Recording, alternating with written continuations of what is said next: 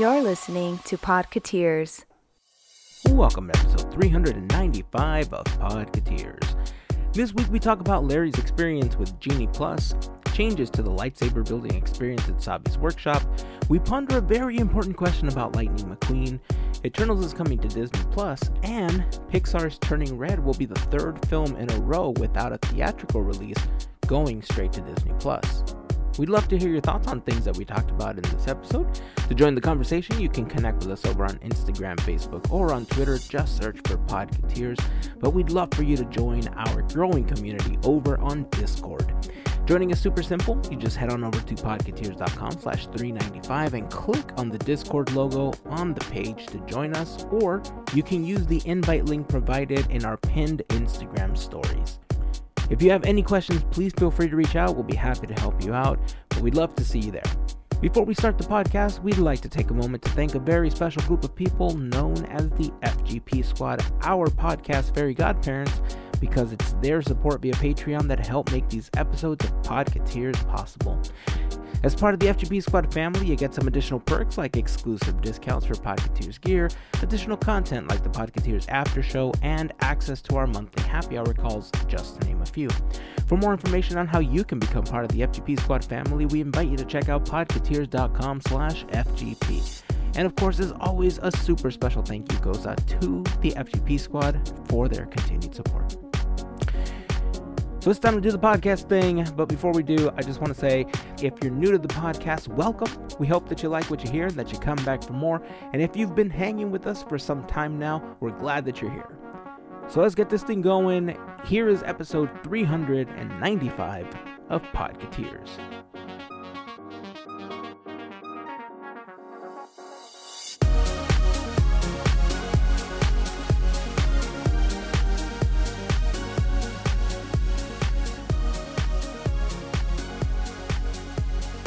That was a good one, right? I close my eyes now, like I'm making a wish.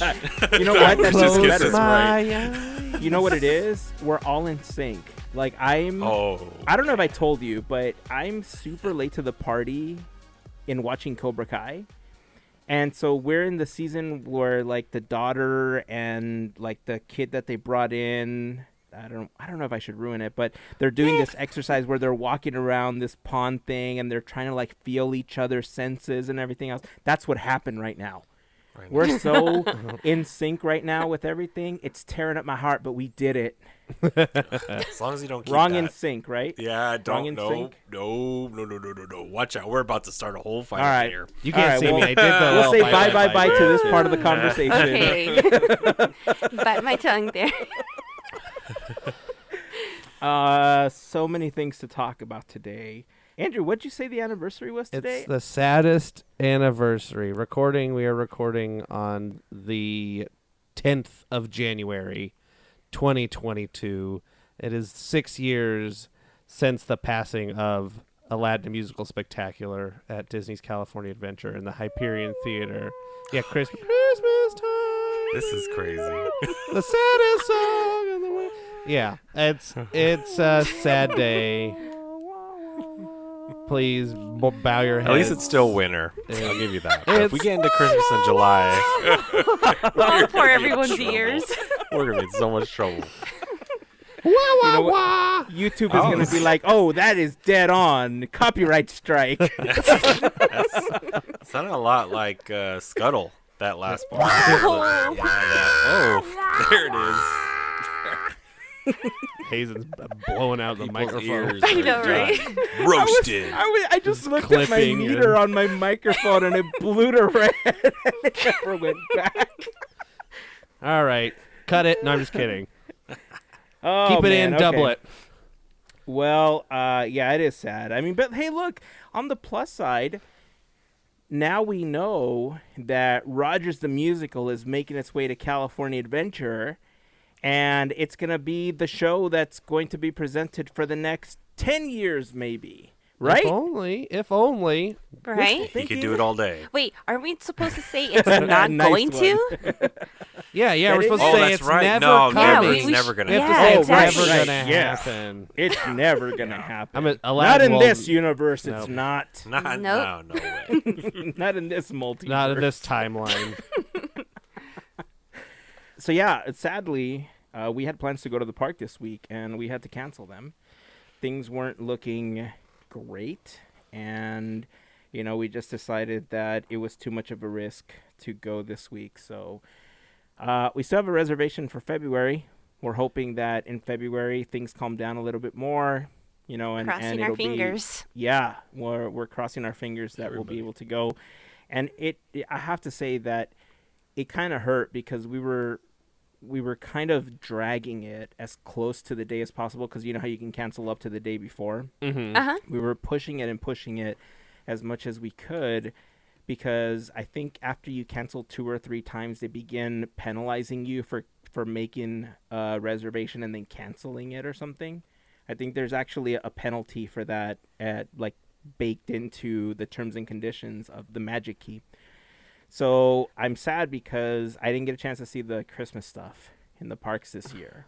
And I'm all about that stuff. And it was going to be the last day of the holidays at Disneyland that we were going to go last Friday. And we didn't go. And so now I'm kind of bummed out. But, safety first. Yep. And Amen. The way that I see it is Disneyland's always going to be there. Of course. There's always going to be a holiday thing. And so if I didn't get a chance to see it this time, okay, well, I'll see it the next time. It's not a big deal. Am I sad? Yes. Will I get over it? Yes. But I know that, was it just you, Larry, or did anybody else get a chance to hit up the parks? Because, Larry, you were there for New Year's Eve, weren't you? Yes, I snuck in on New Year's Eve. I got in there, and then I did go before that, the day after Christmas, December 26th, too. I used Genie nice. Plus that day. Genie On Plus. New Year's Eve or No, the day after 26th, Christmas? the day after Christmas. Really? Yeah. How was that experience? Well, That makes it sound real good. Your face, dude. it works. Well. I heard everybody take their wallet out as soon as you said that. You will. It works. If you want to, the main built part of it is getting on rides. Yes, it works for that feature. And just to give a little bit more background so then people know the situation I was in, I was there with my wife and my niece. So it was 3 Genie Plus passes we were getting at $20 a pop, which, still not a family of 4. That's usually your average, right? Yeah. But when we used it, the thing was interesting. I was lucky enough that my niece she had went to the park previously when Genie Plus launched. She used it with her friends, and I was lucky she was there because it was for the first time in a long time I got a piece of technology, and I felt like, how do you use this? That's bad, right? You're like the average consumer. You want it to be able to be an easy, accessible thing, but man, it is a lot going on in the app. It's very busy. It does feel like immediately when you get in, you're getting pushed to be put into certain criterias of your day, and then you finally get to the rides, scrolling through everything, oh, there's the ride I'm trying to get to, and I think the best thing to tell anybody is that if you want to use it for the rides, just be prepared to give yourself a part of your experience is going to be you get on a ride and then you want to book the next thing. You're always going to be doing that. It does take that away too. My wife mentioned that she became the main basically person overall guiding the Genie Plus, because she's if we paid $60 we're gonna use the sucker today, right? Right. So that was the plan, and most of the time we got on a ride, she was there trying to get the next one because she was just trying to navigate through the app, and I'll admit that's just broadly looking at it in scope, it worked, but heads up, it is a bit of a monster to scroll through. So did you guys use the feature where it can plan your day and you put the I want to get on this ride today, or were you just using it for Lightning Lane in general? I'm glad you asked that. We wanted to avoid that part of having to plan our day. We were let's just see what it's like to use it for what, as we all used to all know, Max Pass. Right. Okay. That's the goal. And immediately, good thing you bring that up, because we could see Indiana Jones was impacted quickly. That ride, out of all the rides for Lightning Lane, was boom. immediately. We were there fairly early, like 9 a.m. or so, but by that point it was ready by midday. Like that ride was slammed, but all the rest had like about an hour return time. Gotcha. How many attractions did you get an opportunity to go on as you selected throughout the day? See, there's the key too. On the 26th of December 2021, we were able to get on, I think we got on at least 10 attractions. Yeah. So that was good. I mean, that's a good day. And that's splitting between parks, Disneyland and Disney California Adventure. We did hop that day. Do you think that the So, yeah, park that's- was, because I know you've been there several times in December, November, how would you gauge attendance the 26th versus the other days? And do you think that the attendance impacted your experience with Genie Plus that day? Like, do you think you would have gotten 10 if it was higher attendance, basically? No, I think you're onto it there. I think if there was more people there on the 26th, it would have been harder. I think if what we saw in Indiana Jones was any sign of what could Disney Genie Plus look like, things fill up fast. Yeah, that it wouldn't have happened that good. And you need somebody, like I told you before, like navigating. Like you have to pick a person to navigate on the app as it is to do it for you. So it kind of takes away again from that experience. I would say if you're comparing crowds, still the Halloween time when I went, nothing has matched that crowd since then. That has been the largest crowds I've seen at Disney in a long time, pre-pandemic.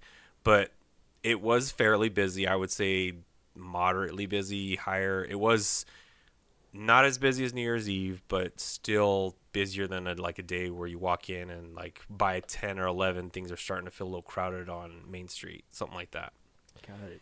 By any chance, did you get an opportunity to do Rise that day?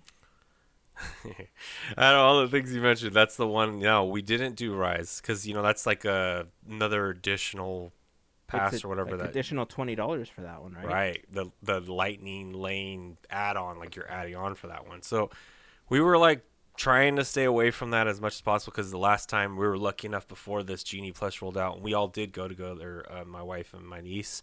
We got on that like 3 times, although it did have a couple of times it broke down when we were waiting in the queue, but we got on it a bit. So we were okay with not getting on, but I didn't take a good enough look to see what the availability was for the day for that reason. Interesting. Yeah, I mean, I haven't been fully monitoring social media to see what the reception for Genie Plus is, but I know it hasn't been 100% positive. I know that there's been a lot of people that have had some issues with it.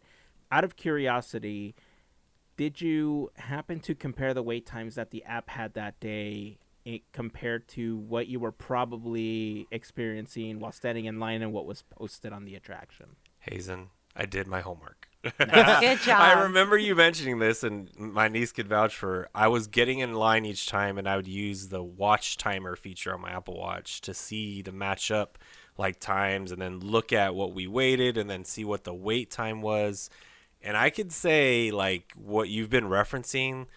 The lines sometimes are skewed. Like literally, let me give you an example. We saw a wait time for Haunted Mansion early in the holiday Haunted Mansion for 45 minutes posted outside the ride. There was not a 45-minute wait, and we were taking just like the regular, Genie Plus. I mean, not regular, but we're using the Genie Plus line, and we were seeing the regular line. It was like 15 minutes. It was definitely not 45. That was one of the Wow. biggest, like, whoa, what the heck happened there?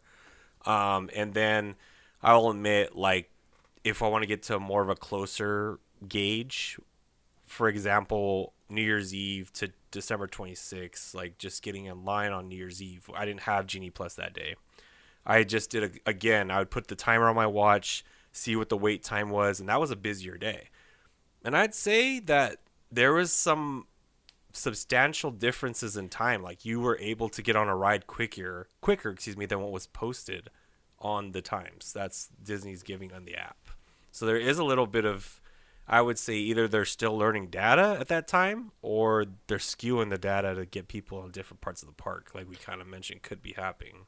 Yeah. Well, and it's like on the app they're like showing from what I've been seeing on social media. I haven't experienced myself, but the wait time in the app is different than the wait time posted in person. You got and it. like the wait time, like, and then the Genie Plus wait time where it says, "Oh, Skip, use the Lightning lane because over there right now it's 400 minutes or whatever," and then it says 35 minutes. To be very exaggerated, but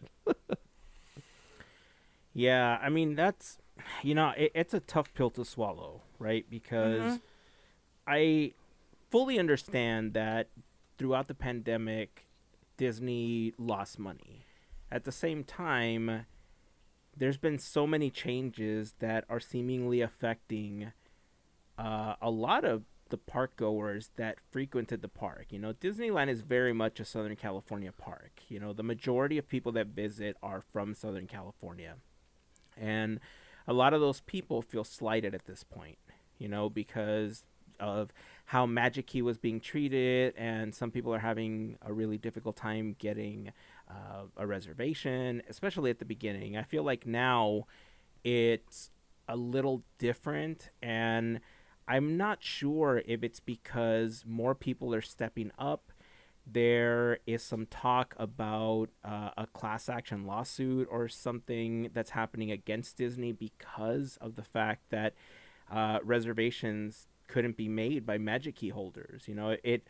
A lot of people felt like it was a bait and switch. And I think early on we had discussed the possibility of Disney making more slots available for tickets. And that's apparently what's happening. Like, a lot of people really began to feel like that. I'm not exactly sure where all of that stands right now, but I know that there was some rumblings of that going on at the moment. The skewing of the times, that's a little harder to swallow because it's there, right? It's visually in front of you. And if let's suppose, I'm going to play devil's advocate, and let's suppose that Disney was making more tickets available for day one purchases. I'm not saying that they were. I'm just saying, let's play devil's advocate. At least that's hidden. It doesn't make it right. I'm just saying, it wasn't in plain sight. What makes the Genie Plus thing bad is that, like you said, Andrew, the app, the posted, and then the Genie Plus times are all out of sync. And if you're walking around and if the app is as difficult to maneuver as Larry's saying, and look, Larry's a technically inclined dude, man. Like, he knows what he's doing with technology. no slouch. Yeah, so if somebody that's already technically inclined is saying this is really busy, this has a lot to do, with your experience, then people might say, forget it, just buy it and just get it over with, and we won't have to wait in this 400-minute line. Again, exaggerating time frames just for the sake of conversation. A lot of people have said that Disney is purposely skewing the numbers in order to get more people to adopt Genie Plus. And if more people adopt it, then they'll start aligning the times a little bit better. Are they doing that? I don't know. I can't say one way or another. It is speculation, just based on the experiences and the stories that we've heard coming out of people going to the park. Is it going to go away? I hope that this is one of those instances where, like you said, Larry, they just don't have enough data. They're still learning it. And hopefully by summertime, everything will align and they'll know exactly how to align everything. Because I will say that Disneyland has a huge problem right now with staffing. They have had a huge problem with cast members. There are cast members that are getting sick from COVID and they're calling out. They're not able to go to work. So if you take that into consideration, yes, you can't run everything on a limited staff as much as you would want to. Things will not function properly if you have limited staff. So until you have the full force of the cast members behind everything that was happening, just like it was prior to the pandemic, then yeah, I think we're going to begin to see things align a little bit more. Things are going to begin to feel more normal when it comes to using these apps and feeling like you're not being cheated. I think that's a big part of it. I think people are feeling cheated because of the fact that there's a misalignment, because there just isn't enough people to handle everything that's going on, all of the changes, and dealing with the pandemic on top of all of these changes. That's a good point. If I had to give one hack for everybody on Genie Plus, which a cast member let me know, I appreciate them doing this out of I Wish I Got Your Name. We were getting on to the Guardians of the Galaxy ride. Once you use Genie Plus and you've made your reservation for the ride, what happens is when you get to the front part, just like Max Pass was, they have a part or Fast Pass Return where you have to scan your phone in. And back in the day, what was really nice, which doesn't happen as seamlessly as it used to, the app would like prompt just boom, here comes your pass of would now be your Genie Plus Lightning Pass, right? Mm-hmm. I will say it's not as intuitive as that used to be when I used it. And the cast member already knew because this was like slowing down lines for the Genie Plus Lightning Lane line to get in. So what they told me is once you make your reservation like through Genie Plus to use that Lightning Lane, for example, Guardians of the Galaxy, just pull up your ticket because it's linked to your ticket afterwards. So it's faster to get, they literally were accepting, it's faster to get to your ticket and scan and then go through the Lightning Lane than going back into Genie Plus and finding that reservation. They weren't, now I'm not putting them on the record saying like, oh, they were downplaying it, like, oh, it's a terrible part. They would literally just say, we're trying to help you. It's connected to your ticket. So once you make the reservation there, it's a little bit faster to, boom, use your ticket, get in there, and then you get in the line a little quicker. That's good to know. Yeah, Very it's a good good to know. shortcut. I don't know. Has anybody tried and they open an app and then there's a lamp right there under Genie? Has anybody tried to rub that lamp and see if anything happens? Maybe that makes it work better. You have to rub the That'd be lamp on the awesome. app.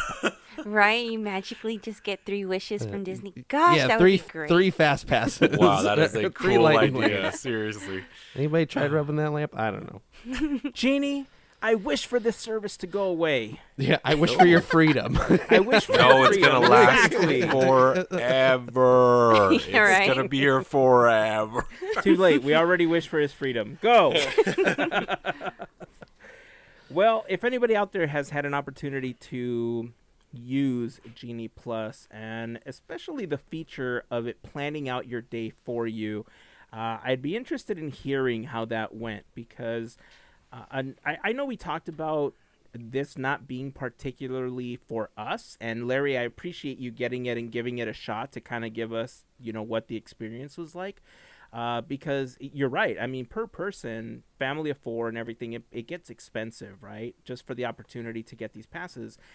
And if the lines aren't as long as they're being posted, then maybe we just select a handful of attractions that we want to board that day. And we say, okay, well, this is all we're going to do. We're going to get a corn dog and then, watch the fireworks and then call it a day. And if anything else is available, then great. That's icing on the cake, right?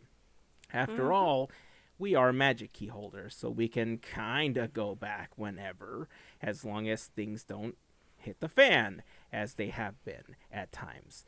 But, for a long time, we used a service called Touring Plans. And Touring Plans, I mean, they have so much data from years and years of research and people submitting times, that the algorithm that they use for planning your day with Touring Plans is fantastic. And if you ask me which one of the two I would use, based on the experience of what people keep saying, I'm probably going to stick with Touring Plans for a while until And it's they hash cheaper. everything out. And it's cheaper. Yeah. Yeah. That's the other thing. By a lot. I think that's a good hack, too. I really do. Yeah. Larry, you shook your head when I mentioned it. Have you used Touring Plans before?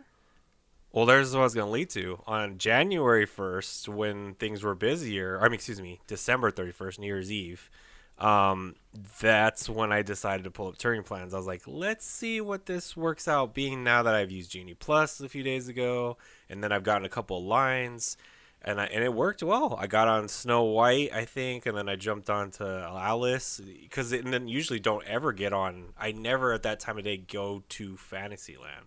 But it was like midday. I was still waiting, still propping up close by the castle to get by the fireworks for the New Year's Eve celebration. So that's where I was kind of staying in the realm of the area, and I was trying to figure out what's the best plan. And just quick, one of the funniest things I heard waiting on one of the lines is there's this family. We're walking by, me, my niece, my wife, and then the family.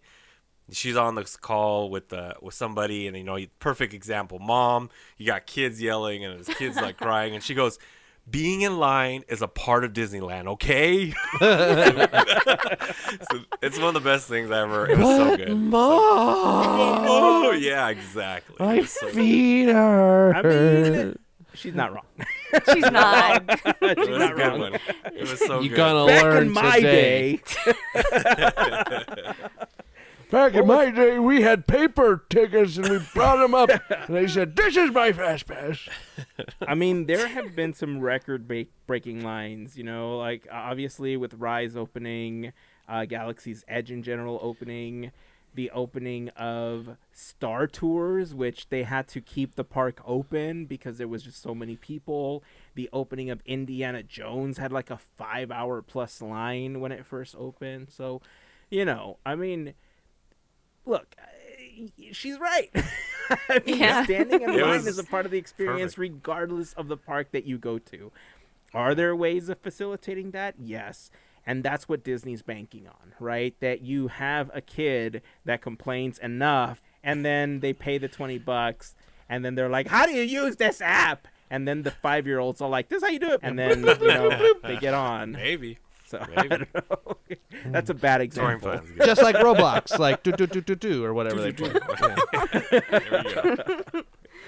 Well, like I said, if any of you have gone and used Genie Plus, especially with the Plan My Day feature, we'd love to hear about how that experience was, and was it the experience that you were expecting? Because, I think you have some expectations whenever you go. You have some attractions that you want to hit, and it does allow you to select some of them, but I'm not sure how it acts when those attractions are filled already with other Genie Plus itineraries, right? I don't know if it just tells you at some point, yeah, we can't add this to your day, choose something else or anything. So curious to hear about that. And if you've used touring plans, we'd love to hear the comparison between the two of them. So we'd love for you to join the conversation over on Facebook, Instagram, or Twitter. Just search for Podketeers. But really, we'd love for you to join us over on our Discord server. If you are not yet subscribed, it's super easy. Head on over to Instagram, check for the Instagram story, click on the link. If you don't have the app, you could just quickly download it, ask you a couple of questions, and you're good to go. We'd love to have you there as part of our growing Discord community. Hey, since you were there, were you in Galaxy's Edge for a long time? Enough to get a Ronto rap. Okay. Nice. That's about the time. Yeah. I'm curious because I know that the couple of times that I've had an opportunity to just kind of hang out at Galaxy's Edge, the line to Savi's workshop was out the door, right, of Doc Andor. So how was it now? Because I've heard that the lightsaber not only has gone up in price, but they've made some changes to the carrying ability of said lightsaber in the park. Yeah, I've heard about that story too. It's interesting you bring that up because I did do the Savi's workshop myself way early back in the day. But when I was there that day, the line was, I would say, the same amount you're used to seeing, not as bad as it could be where it's like out, but the demand's still there. So that's definitely, what we're hearing now from this story. It's surprising because it could be kind of a bummer, honestly. Bummeroni. Yeah. Yeah.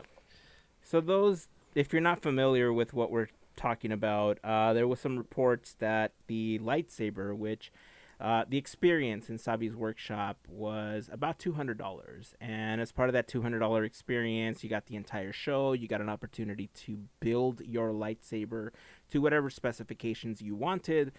And at the end, you got this nice little carrying case that would protect the lightsaber as you walk through the park. So the report is now that the lightsaber has gone up in price. It is now $219.99 plus tax. But on top of that, you get a free plastic bag to put it in. And if you want the nice carrying case to go along with it, you have to pay an additional $50 fee. So now the entire lightsaber experience and cost to carry everything is closer to the $300 mark, when before it was about $230 maybe with tax. Yeah, it's about right. I mean, you own the lightsaber, obviously. I've held, Yes. a couple that friends have built. I mean, it's hard for me to ask this question because as a Star Wars fan, I know the answer for most people is, hell yeah, it was worth it. Yeah, right. But I also know that for about $300, there are, I hate to say it, but there's much better replicas of lightsabers out there for the $300 that it now costs. If all of this is true, right? If the bag and everything is true for the extra 50 and everything, you know what I mean? Like, for the $300, I'd rather get the much nicer lightsaber. Oh yeah, absolutely. I mean, Andrew, it looked like you were going to say something. Well, like, weird thought. So I was looking up. So this whole story has got me all up in, I don't know. So the things I was reading was they say, the plastic bag is the carrying case, But it's free. It's free, but it's not free. It's included. Oh, included. Yeah, the wording. There you go. Because the website, I was looking at the website, and the website says, important details: $219.99 per lightsaber plus tax. Payment will be due upon arrival. 1 lightsaber per experience. Carrying case included. Et cetera, et cetera, et cetera. So the people were saying, well, the cast members were, the line that they're told to say, I'm sure, is, well, this meets the definition of a carrying case, even though that's not what was included before. And so I was just looking up the definition of carrying case on Merriam-Webster, a container with a handle that lets you carry something more easily. So I guess it does technically is technically a carrying case, but that's not the accepted what do I want to say, like the understood, well, it's not the like generally understood something. A carrying case is usually something that is meant to like protect the thing that you're Good point. Mode of right there. transportation. purchase. Yep. That's it. That's the point. But I don't know, just raise the price more. Just make the experience $300 and give them the case. Like, why do this song and dance and make the cast members have to have all these awkward interactions? Why not just take carrying case off the terms if all you're giving them is a plastic bag? Mm-hmm. Like, why are we doing this song and dance of this is a carrying case, and then people get mad, and then da da da da da, and they have to spend $50? Like, if you don't want to include the carrying case anymore, don't include the carrying case. Don't switch it out for a plastic bag that you can then ask for free. If you walked up to the counter and be like, can I get a plastic bag? And they'll give it to you for free. I only laugh because it's true. I'm sorry, Andy. You can walk up to the counter and get it for free, but it says carrying case included. So it's nothing special. So why? And you know what's funny? It's funny that if you went and just asked for it and got it for free, you probably wouldn't have to pay the California 5 or 10 cent tax on getting a plastic bag. Yeah, exactly. Oh, Yep. man. Yeah, I agree with you, man. Stop making these cast members have all these awkward interactions. Like, it's Thank just you. making it harder It's on a them. good point. Like, Yeah. because people are going to get mad. I'm mad, and I'm not even gonna buy one. Like, Right? The It only thing doesn't I make can any think of sense. is how many lightsabers are gonna break before they leave the gates. Like, Yeah. if let's say they can't afford it, and let's say they only had this much for that, or a budget, that's not right. I mean, I don't even know, but will they replace a lightsaber part if they need to? I don't think so. That's what I was afraid of. Well, not in this regime. Yeah. Sorry. I mean, call look, it a I hate regime, to say it, but look, Disney, I'm going to give you a freebie. If this is how you're going to play it, charge an extra 10 or $15 and call it a warranty or insurance to protect the lightsaber, so that if it breaks while you're in the park or something, you get the parts replaced for free or something, because I'm sure that the force if it protection does- plan. Yeah, the force protection plan. Yeah, I mean, just Car warranty Oh service. man, now we're giving them ideas. I don't care. We've but- been calling to reach you about your lightsabers Lightsabers extended insurance. warranty. I love it. I love it. That's good. I love it. Well, I agree with you. Hey, I have to ask you a question before we finalize this. Since we're talking about insurance, maybe one of you will have an answer to this, and if none of you do, maybe somebody listening will have an answer to this. But Lightning McQueen, does he buy life insurance or car insurance? Oh my gosh. That's it. You know I what? don't There's. Does he buy I'm gonna say insurance? for car. his- I'm gonna say life But he's insurance. I'm gonna alive. be the. I'm gonna be the opposite. He's alive. Now, I mean, does- okay, well, I like, guess. wouldn't it be So, life True. insurance? so maybe Lightning McQueen gets life insurance. Well, no, he probably gets medical insurance. Maybe he just Like, insurances his. he has health vendors care. like Taylor Swift does their legs. And then Maybe something like that. then Mac has That's his car important insurance. part. Ka-chow. It's Whitney Houston's legs. Is that like Something. no? I Mac don't know. gets car insurance because of he has to transport stuff. There and you then, go. There And you then go. Andrew, McQueen gets he got health it. insurance. You're breaking it down. Then Mac today. also has health insurance. So does There that it mean is. that Ramon can't get car insurance Oh, because technically when a car is modded, it Yeah. can no longer get insurance. But it's health insurance. He's not getting car insurance. He's getting health insurance. That's like saying getting a tattoo make you exempt for health insurance. But don't Good some point. Yep. medical insurances refuse to cover you if you have pre-existing conditions? Not in the state of California. But they're not in California. They're in We are Arizona getting it. technically. Well, They're in I don't know what the Radiator rules Springs. are. They're not in Law and order. California. Dun, dun. So many questions. I object. Badgering the witness. Look, we'll put up a Wh- poll, okay? We'll just put up a poll and we'll let other people decide. Is it life insurance or is it car insurance? And Council then is depending on how that testifying for goes- the. That's funny. I watched too many. I don't know. Oh, right. Lightsabers. Lightsabers. A 10-cent fee for a plastic bag. Yes. Yeah, I agree with you, Andrew. I think the best solution for all of this is just raise the price and just call it what it is, right? You're raising the price and just say that everything's included again, because you made a fantastic point.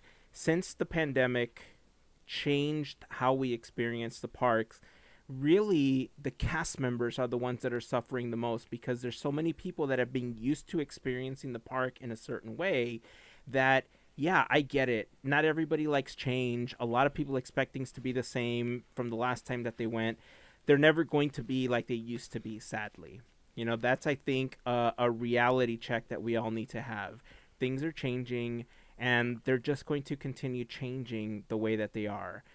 But the brunt of what's happening right now is happening to the cast members. So anything I think the company can do to make it easier for cast members to deal with these things, and like you said, don't give them a song and dance that they have to do and say like, oh, well, technically it's considered a case because it's got a handle on that plastic bag. No, you're right, Andrew. A case is meant to protect something. It's not a carrying vessel. It is something to protect what you purchase. And so, yeah, if anything, I would say give the cast members better tools and just call it what it is. It's a price hike, right? Just call it that, and just say that that's the new price for the experience. Price went up, but you get the case again. Like, Yeah. just Yeah. All right. Well, I think before we continue and we get more heated about the situation for a lightsaber that I'm not going to purchase, however, I might consider getting one once the new technology is available, where you hit it and the hilt just goes and it just kind of Yeah. pops up. Then I might consider getting one, because that's dope. Yeah, I agree. Yeah, but before that, let's thank our FGP squad. I think Yes, that's where let's Heyzen thank was the going. FGP Squad. What is the FGP Squad? Well, I'm glad that you asked. A bunch of cool cats and kittens. A couple of you out there listening were like, what is that? What are they talking about? Well, dear listener, the FGP Squad is a wonderful group of listeners that help us out with a monthly contribution via Patreon. The FGP Squad, or as we like to call them, our podcast Fairy Godparents, get some exclusive perks by being a part of the FGP Squad family, like access to our happy hour calls, additional content on Patreon, discount codes for new gear, first dibs at new Podketeers gear, random giveaways, and all sorts of stuff. And by the way, the next FGP happy hour call is coming. It's in the works. We didn't forget about you. We didn't.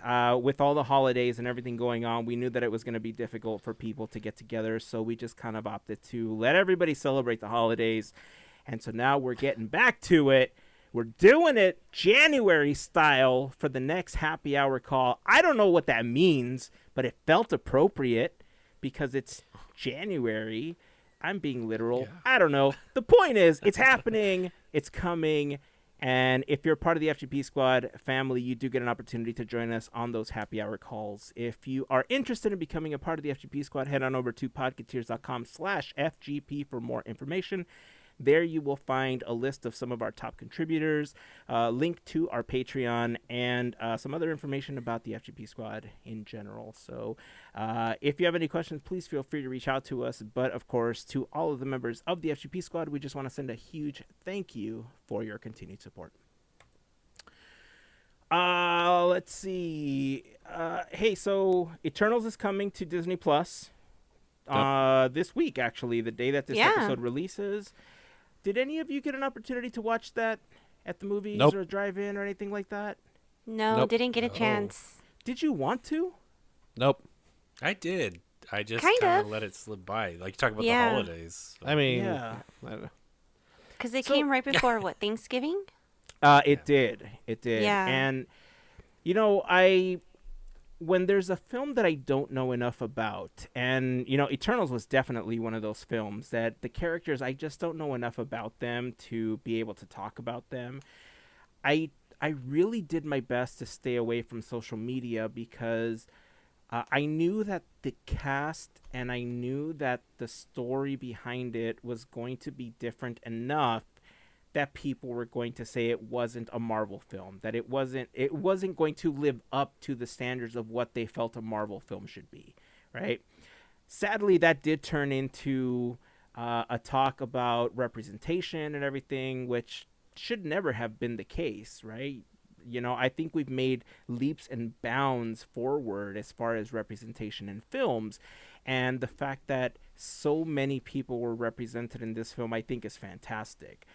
But it did turn into that, and I think there is a common trend amongst listeners and viewers of any type of content where if there's something idealistically that you don't believe in, or something as stupid as an ad in the middle of what you're listening to, boom, negative review, 1 star. As a matter of fact, we've been subject to that before, where people didn't like that all of a sudden we're like, but they talk about their real life. It's like, well, that's a thing, right? Like, real life happens. It's our experiences. So, sorry? I don't know what to say to that. And so there were a lot of headlines about the negative reviews for Eternals. Our situation was that we were trying to be really, really safe because, health stuff. And so we really weren't going out to the movies. We made an exception for Spider-Man because we thought about going to the drive-in and everything.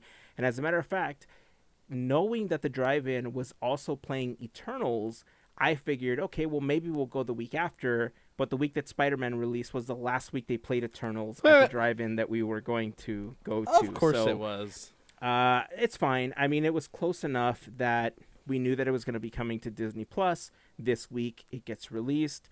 I want to approach this with an open mind. I want to try not to let people's reviews of the film tarnish how I feel about it.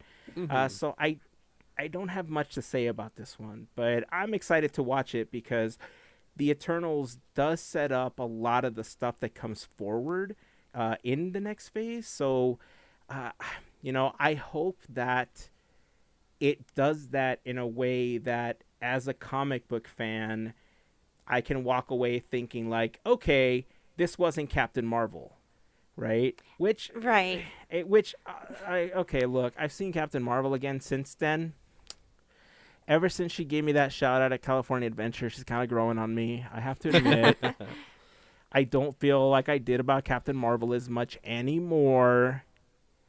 It happens. Yeah, but you know what I'm saying, right? Mm-hmm. Yeah, definitely. But it's also like it is definitely like this is an origin story movie.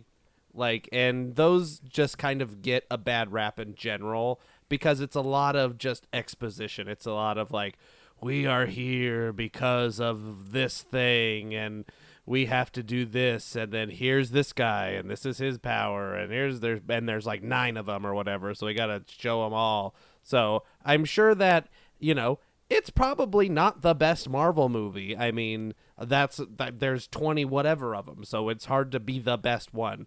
But I'm sure it's fine. Like, you have to, the way that Marvel is set up, you have to do these middle movies to get to the place that you need to get at the end. That's their whole setup is, we're doing 900 little steps to pay off at the end, and then you get an end game. You get a Spider-Man, No Way Home. That's how Marvel is set up. And yeah, I mean, that's the same thing. Captain Marvel, you have to introduce this character, I can't think of any more off the top of my head. But they all have their introductory movie, and yeah, they probably weren't the best. I mean, the first Captain America wasn't the best Captain America. Yeah. The first Iron Man, I mean, that was a knock out of the park, but not all of them are great. Yeah. But that doesn't mean they're all bad, and that doesn't mean that they're trying to do something to disrupt the culture or something. I don't know what people are thinking, but I'm excited to watch it. I had no desire to see it in the theater just because of, I kind of knew what the movie was going for just in general with being a setup movie. In my opinion, that's what it was. So that's why I we didn't go see it in theaters. But yeah, I'm still excited to watch it, and to see how it ties into the bigger picture. Nice. Yeah. I'm pretty excited to see it too, just to finally see it. I don't care what anyone says about it. I'm still going to watch it. Yeah. But I'm curious to see how this is going to plug in everything we've seen. So we've seen Spider-Man. We've seen everything. And it's like, okay, how does this play out in the current MCU timeline, or not the current timeline, but in what we're seeing now in comparison to everything else that's been setting us up. And yeah, I mean, I have no clue who's who and what character. I don't care. It's Marvel. I mean, it's going to be fun. And yeah, I'm excited to see. It's got everybody in this movie. Exactly. Like everybody. Yeah. There's gotta be something. It's got everybody. Angelina Jolie's in this movie. Like, Kumail. Salma Hayek. What? Yeah. Like, That's what I want to see So Harry Styles is in this movie. Apparently, like, there's so many people. Let's go back to Salma Hayek. Yes, that guy from Game of Thrones is in this movie. Like, there's. I think for me, I don't have any expectations for a Marvel movie in a long time. And I think I know I didn't get to talk about Spider-Man a lot, but I'll jump in. I had a lot of expectations for Spider-Man, and I think there was some things that blinded me when I watched it. So that was the thing with that. So with this one, I have no expectations. And I just know the director, I think a lot of people, that's the thing. It's Chloe Zhao.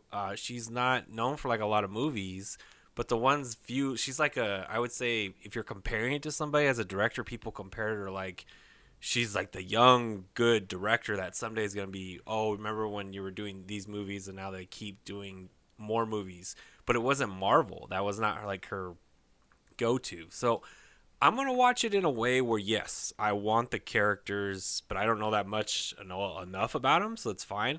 Just to watch it as a movie. And I think that's what I'm looking forward to because like you guys are talking about, we got Salma Hayek, and we also got the Tomb Raider, Angelina Jolie. And we have, Kumail, who's not really, he loves Marvel so much. This guy's always talked about wanting to be in a Marvel movie. He like beefed himself up just to be in this role, which is super funny because if you know him, he's like totally not like that. So it's like, it's really cool to learn that it's going to have Marvel ties, but it's like just a general movie to watch. I want to watch it like that. So that's what I'm looking forward to and not having no expectations. From the company that brought you such classics as Iron Man 2 and Thor: Dark World, comes an all-new Marvel film about 27 aliens coming to change Phase 4.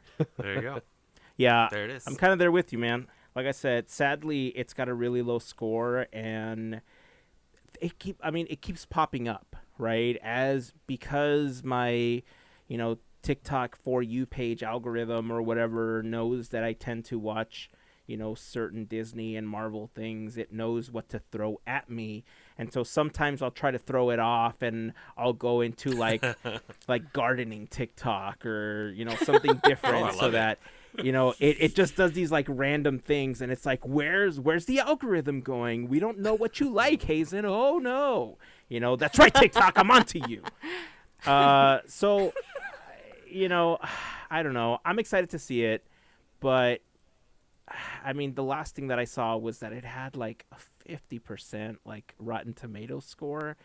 And I just keep thinking, is that because the movie's not great? Or is it because people are just being haters, because they don't Marvel, like exactly, category. because it doesn't fit the common Marvel mold. But I don't know, like some origin stories are great. Like look at Black Panther. Black Panther was a freaking great origin story. And that's another one I had no expectations when I went in, because I didn't know a lot about Black Panther at all. And then that movie, I mean, I don't think there's gonna be anything that gets that close, because part of it's the main actor bring it. Yeah. Like he bring as good as you can bring it, I guess. But that was no expectations, and I loved every minute of that movie, just watching it cinematically for that reason. Yeah.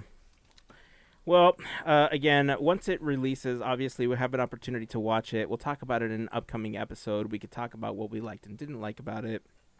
But if you've had an opportunity to already watch it yourself, if you went to the movies, driving, whatever the case was, let us know what you thought. Just yay or nay. If you can tell us how you felt without being too spoilery, we'd love to hear that as well. And if you don't want to post it, not to post any spoilers, you can always send us a message on Instagram, and we'll be happy to, read it in an upcoming episode as well. So I was looking at hold on, I was looking at the ratings on IMDb, because I think those are a little less skewed. So Eternals has a 6.8 on IMDb rating Out of 10? and I'm out of 10, yeah. Captain America: The First Avenger has a 6.9 on interesting. IMDb. Good comparison. Yeah. I'm trying to find something. Most of the Marvel movies have about a 7.8. Like it's not. I mean, even like, let's see. I don't know what. I didn't look up Endgame, but like the first Iron Man has a 7.8. Yeah, Endgame has an 8.4. So it according to this, I think more fair rating platform, I think it's not doing bad in comparison if you compare to Captain America, the first movie, which I said earlier wasn't the best movie, but it's also not a bad movie. Yeah, so I enjoyed it. I mean, yeah, me too. it's funny. Sure. My wife is actually going through the entire Infinity Saga right now, with We the need to do exception that that now more. she has all of the Disney Plus shows as well, and so she's been watching a film. Whenever I can watch one with her, I'll sit through one of the films with her. But now she's getting, she's at the point where she's asking more questions, and she's like, oh, well, this happened here. Like, what does that mean? I'm like, wait till the next movie, or wait till you get to this one. You'll get your answer. And so I want to jump in and tell her what's happening, but I know that it'll ruin something that happens like a movie or two later.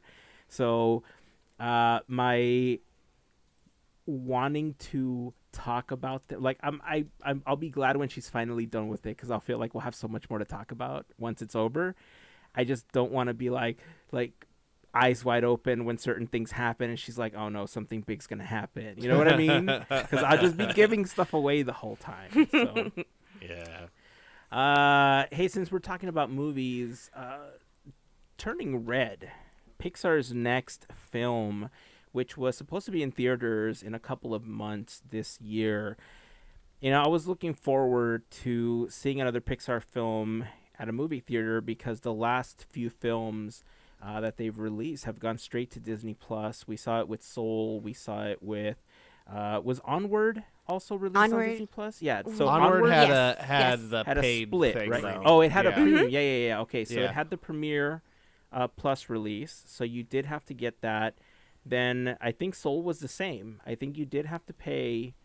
Yes. Oh no? no, I'm Soul pretty was sure- No, no, no, Soul no, was no, free. no. Yeah, The Soul rest was of them are completely free. Soul and Luca. Luca. were completely free. Correct. Mhm. And now, Turning Red is, instead of getting released at movie theaters, we're going to get it straight on Disney Plus, I believe in March. Thoughts on this? Because I could tell you, this kind of sucks. Oh, it does. I mean, and we said it with Luca. You work on this project and you don't get to see it where it was meant to be. And that kind of burns. Like, it's like, man, flashback to last year. It's almost like it's out of our control, kind of, because of what's happening, unfortunately, again. I don't know how. I'm going to just say in my mind, I'm just hoping and I'm wishing, and I hope this is like what's going to happen. I hope they get some sort of payment for what they've done. I mean, give them a little bit of Spider-Man cash. There you go. I mean, there's plenty. There's a 1.5 billion. Go for it. Just saying, Disney. I mean, Yeah, I mean it's interesting with with like how the Pixar movies are made and everything like that, and I kind of see where they're coming from with this. They say it's Pixar. This is everybody loves Pixar, so we gotta have this. This is gonna be great to put on Disney Plus because all we as Disney a company care about right now. Building Disney Plus. We want everybody to go to Disney That's Plus, true. and we want them to go to Disney Plus, and they want to go to Disney Plus. So we'll bring Pixar. Everybody loves Pixar. We're gonna put it to Disney Plus, and yay! But then it makes the people that made the movie feel really bad because it makes them seem that like, hey, we weren't good enough to go in the movie theater. You put Spider-Man there, you put Mulan there, you put Black Widow there, you put Encanto was in theaters. Yeah, exactly. The Walt Disney Pictures, animated release went to theaters, but us at Pixar, nobody cares. Like it's whatever. Put it on Disney Plus. Now, I don't think it's as malicious as that. I think it is more of a business-minded. We want people to go to Disney Plus thing, as opposed to we don't think your movie is going to do well. And granted, there is a huge spike in cases right now, and so maybe they are, forecasting a downturn in theater, turnout. So they might say, well, we'll make just as much money with new subscribers on Disney Plus or whatever metric they do. But either way, it doesn't boost morale at Pixar when 3.5 of their movies went straight to Disney Plus. And then they didn't even get to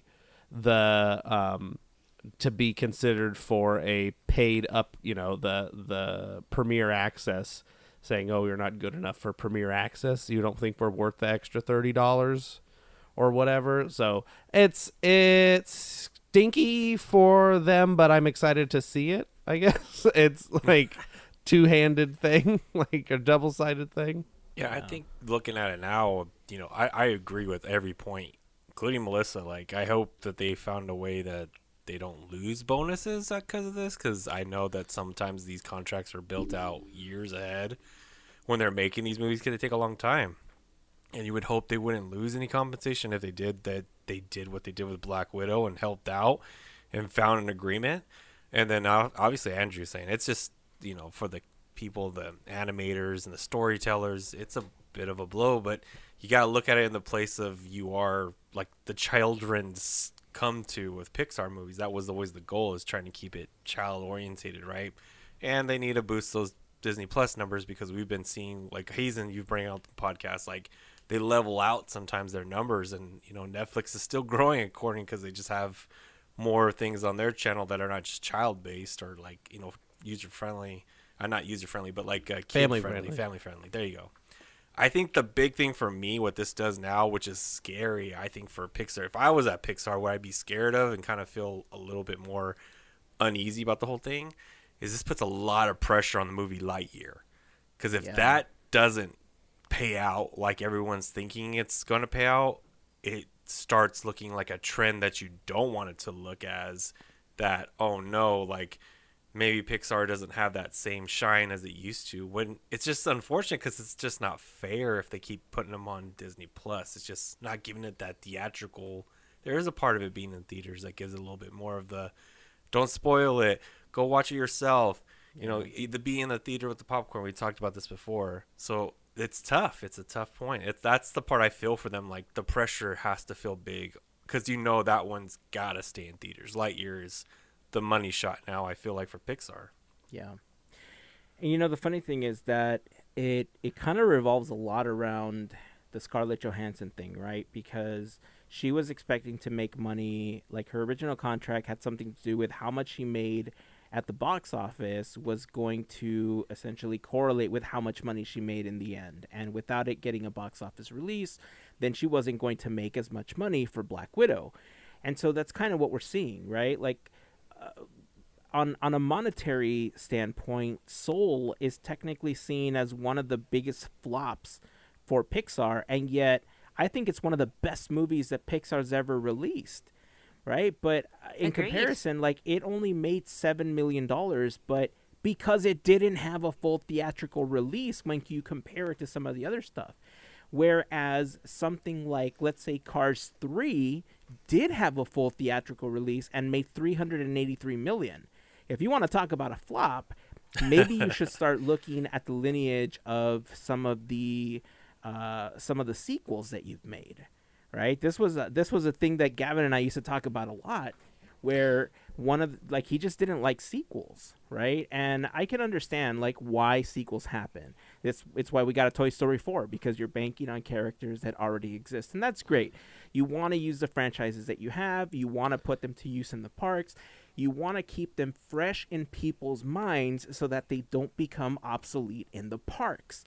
And so you need another Toy Story for that to happen. You need another Cars film for that to happen. I get that.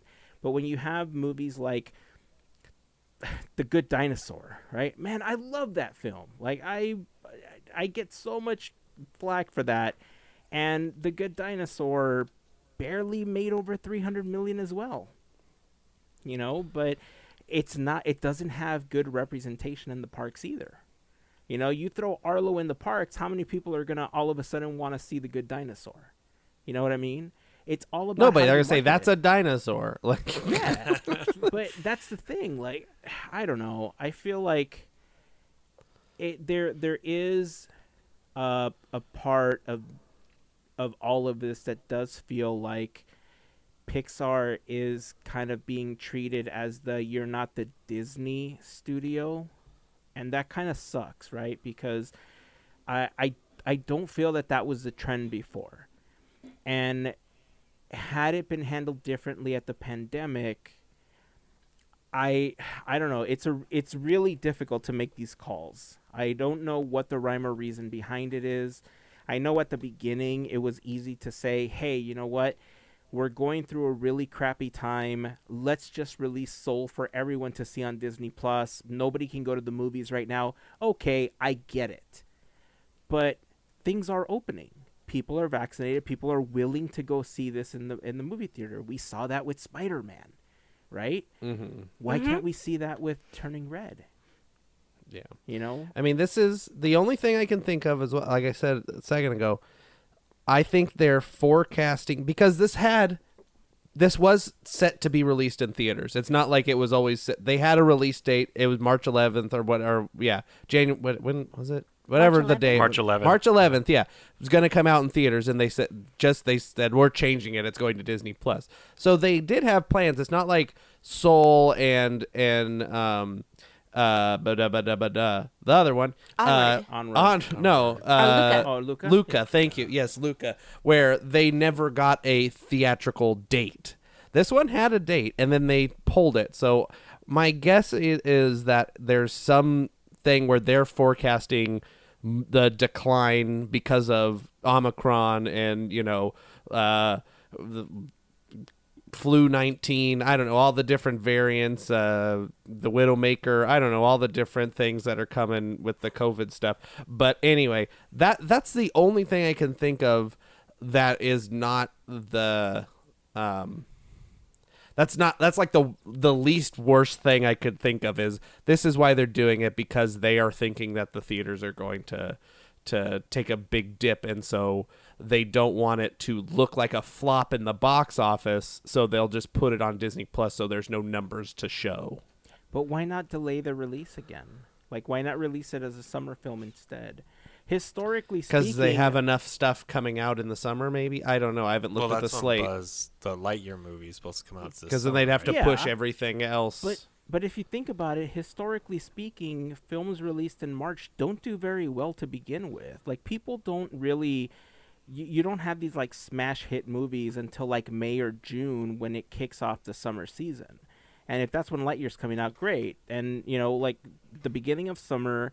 And usually in the winter around the holiday season, like Thanksgiving, Christmas, is when you kind of see another bump in box office sales.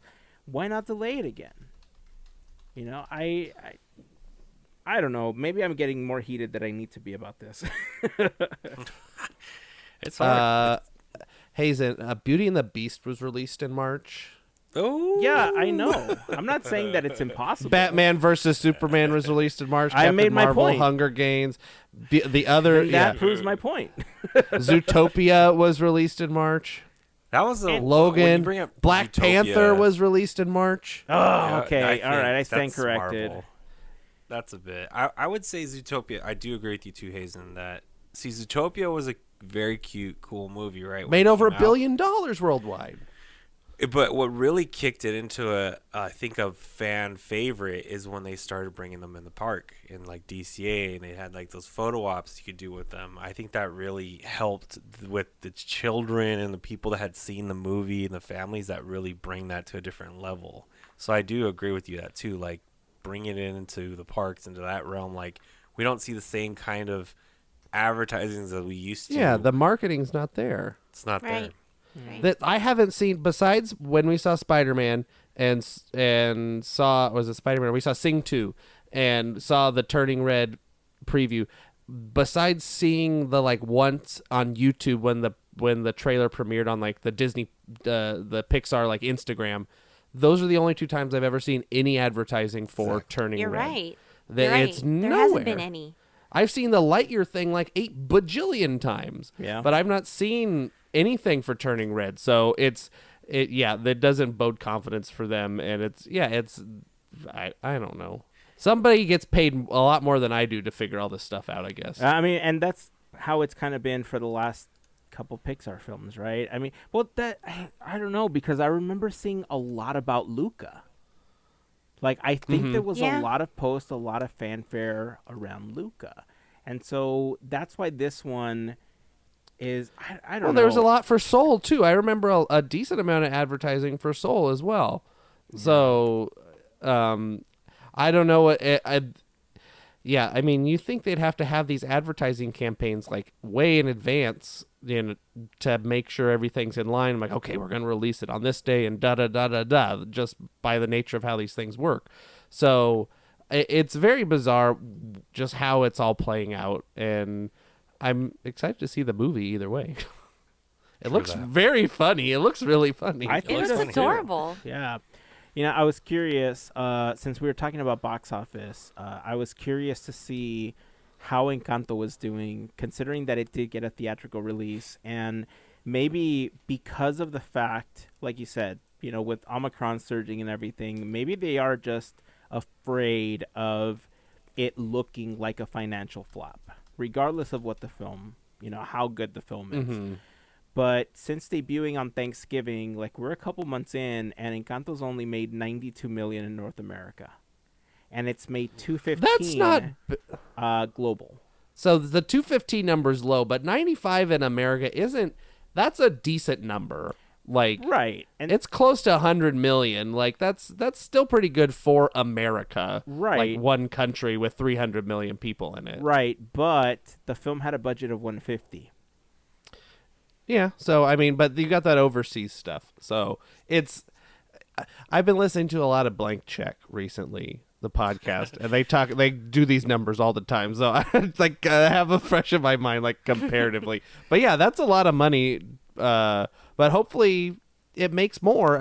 It's a great movie, but it's already on Disney Plus, and that's one of the the downsides to putting it on Disney Plus so quickly. Yeah. Everything, the DVD hasn't come. I mean, I'm gonna, talk like an old man and be like, remember you'd get see the movie, and then you have to wait 2 years or whatever. It felt like 2 years until you could get the movie on DVD. Yeah. So it has to, I'm sure, bite into the box office numbers when people know, hey, in 2 months it'll just be on Disney Plus anyway. So whatever. Like, I don't even think Jungle Cruise was this quick to go to Disney Plus. No, it waited a bit. I'll tell you the truth. The idea of the premiere access on Disney Plus, I know a lot of people were really upset about it because it was like $30 to view a movie ahead of time when they knew that it was going to be available for free. But if it was like $20, I don't think many people would have complained about it. I think the 30 just felt like a really hard money grab to people, and that's why they were so upset, considering that there was a lot of people out of work because of the pandemic, or they were furloughed, whatever the case was. And that was one of the biggest reasons why Soul got released the way that it did, and I totally understand that. But if you continue, like, let's use your model, Andrew, because I don't think you're too far off. I think you're really very, very accurate as to how this is going to play out, where they do use Pixar as, a vehicle to try to get people to sign up for things like Disney Plus. However, it could also go horribly wrong, and people get angry enough that they're saying, I don't want Disney Plus, I just wanted to watch this movie. And without a free trial or anything to give it a shot, people may not be inclined to watch it, which in turn will look like the numbers are lower. Now, the premiere access, I don't think it's a bad idea. I think that if you're upfront with people and say, hey, it's $20 to watch this ahead of time, and it will be available for free, I think you'll get families that'll pay the $20 to go see it. Because we paid like $12 to go watch it at a drive-in, where we could have paid $20 and just stayed home to watch, whatever. You know what I mean? Yeah. Like, we could have made our own food. We could have got whatever. So I think there is a market for it. I just think it was marketed really poorly from the beginning. And it just felt like all of a sudden you're getting charged for something that you're going to get for free. But I really think there's a way for it to work. It seems like they should have, the premiere access, now we're getting into a whole different bag of worms, but maybe they should have done that a different way and partnered with somebody else or something like that, or did it through like Hulu or Prime Video or something where they had a, you could rent it or whatever. So it didn't seem like, oh, yeah, this is Disney Plus and we're releasing it, and then like in 45 days it'll just be free on there anyway. Because it did kind of feel like I'm already in the app here and it's gonna be there. I know it. Yeah. So why should I pay I remember paying for Onward, and I had no problem with it. But I, agree that the $30 it just seems like everybody else is in the $20 range, and then it's $30. Cruella was well worth it. Yeah. That's all I gotta say. True. True. And look, I think there's always going to be films that are gonna feel worth it, right? And in comparison, I totally understand the pricing behind it, because in comparison, a family of 4 is going to spend $50 to $90 depending on the time of day that you go to a movie theater. And unless you get like a really great matinee discount, 4 people are probably still going to pay $20 to $25 depending on the area that you live in. So there is something to be said for the $30 price tag, but I think you touched on something really important, Andrew, especially Hulu, considering that Hulu is a primarily Disney-owned company. It is kind of split still, but it is primarily Disney-owned. 67% they own. Yeah, I think that they could work it out with the other studios where, they could sell it on Hulu for $20-25 or whatever, and you open up your audience to a whole bunch of other people that aren't necessarily subscribed to Disney Plus. I think Disney underestimates how many people have something like Hulu because they want the adult content but don't always have Disney Plus because maybe they don't want the additional content that's there, because it is heavily inclined to be more child specific on Disney Plus than on the other services. It's a whole bag of worms, and I just hope we can get over COVID and everybody be healthy, and then we can just go to the movies. Because isn't going to the movies fun? Yes. Go to the It is. movies. Yeah, it was a nice. It was Like a nice to little go snippet to of something. the movies Yeah. and not have to worry about it. I'm telling you, man, as soon as it's safe to fully Going to go the and we don't movies. have to worry about a new variant or whatever, dude, Podketeers Day at the Movies again. I think it'll be great. Yes. And if Day of they're the movies, still I'll give doing it- everybody a yeah. And if they're go ahead, still sorry. doing it, I think we should look into what it would be like to rent out the theater just for our group. Yeah, and then I'll give Yeah. everybody a hug. If you want a hug, then I'll give you a hug when it's safe Free to do hugs so. from Andrew. Only if you're free hugs. Yay. Yeah, we'll share popcorn. It'll be great. You know what? Whatever. I don't care. Whatever you want. We'll share soda Milkshake. once COVID's done. Yeah, we'll have 2 straws and a milkshake. It'll be real cute. I think that's a good place to wrap this up. So if you have any thoughts on anything that we talked about in this episode, leave a comment. Join the conversation over on Facebook, Instagram, or Twitter. But again, like we mentioned earlier, we'd love to have you over on Discord. We can have much longer conversations there. And if you're part of the FGP Squad, like we mentioned before, there's also a special section for them on Discord. Anything else that you want to quickly touch on before we wrap up this episode? You know I always have stuff. Of course. I have stuff. Quizneyland, new episode this week. Yay! Same week. Yay. Also, go, I'm going to just say it again. I'm going to beat a dead horse. Go on Spotify and rate Podketeers. And I'm going to make a promise that nobody knows about. There's going to be something special coming once we get an actual rating on Spotify. If we get to 25 ratings on Spotify, it finally shows up. So once we hit 25 ratings on Spotify, there's going to be a special episode. Maybe it's the return of something that hasn't come in a while. I'm just making promises without telling anybody else on the podcast. It's going to happen. We're going to get On to the 25. fly.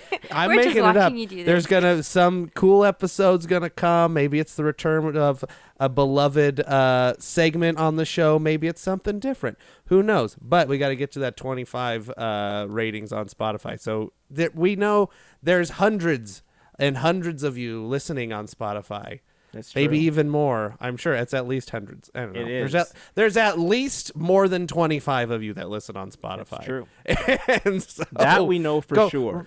There's So- at least 25. I have 24 accounts, and I listen to all of them. So, go on there, and then I'm going to have, after this episode's over, I'm going to have to talk to these guys and see what we're actually going to do about it. You know what I heard? But do it. As Andrew was talking about what he's promising, all I heard was him talking and then pulling a Homer where he's like, I think we need to do this. And then he's like talking and talking and talking. You better come up with something good. And then this and this and this. It's going to be good, whatever it is. I have an idea, but I'm not going to say it right here. But I have an idea of what it is. And so teaser. get to that 25 on Spotify. And yeah. Yeah. Plus, I'm just making unilateral decisions for the whole show. That's whatever. I'm taking over. there's that, and there's the whole what are we going to do for episode 400 because we're so close. You know, Ooh, wouldn't it be so Very cool close. if we got to 25 by episode 400? That's only a few episodes away. You know wouldn't what? that be so cool? I agree. If we can get to the 25 ratings on Spotify so that we actually show up as a rated podcast, that would be fantastic by episode 400. I mean, this is episode 395, so we got like, what, 5 episodes? Yeah, that we got to do tracks it in 4 math-wise, though. right? Yeah, I mean, I can do we the gotta do it. math. Yeah, we got to do it, but we got to do it in 4 so we have the time to record that's right. the live episode then or we got whatever that special thing. Yeah, we got a special thing that I might just the whatever. Which- you might have to beep what I mumbled right now. Which I but don't know anything about, so it's a surprise to me, too. It's a super Right, we're secret just going surprise along.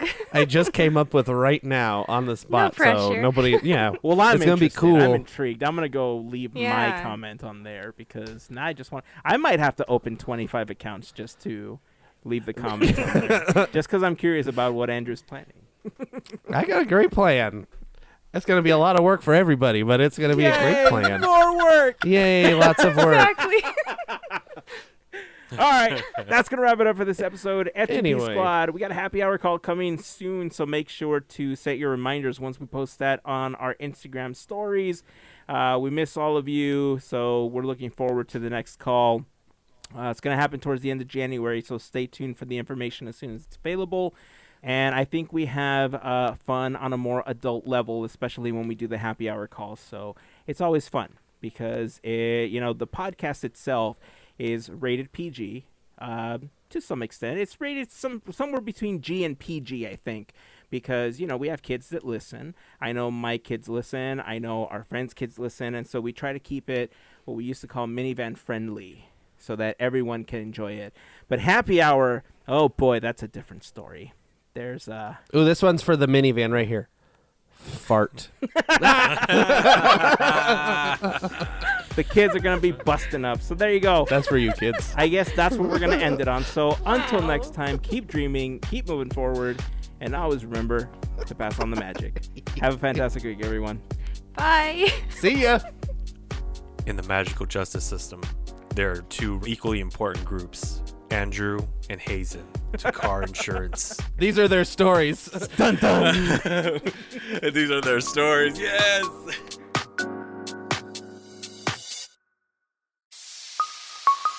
Part of the Podketeers Network.